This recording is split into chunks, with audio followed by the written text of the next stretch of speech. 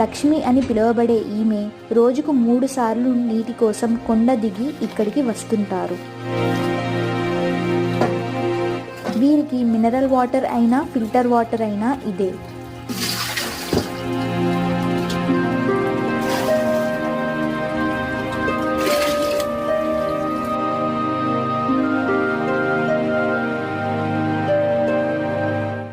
బిందె పట్టుకొని 6 కిలోమీటర్ దగ్గర నేను చెట్టుకుంటాను. చెంబుతోనే ముంచడం.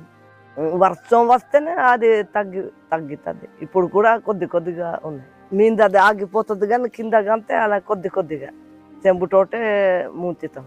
చెంబుతోటే ముంచడము తేడము. ఇప్పుడు వర్షం ఉన్నా కాబట్టి కొద్దిగా కూడా వస్తున్నది. వర్షం లేకపోతే అది చిన్నది పడుతుంది.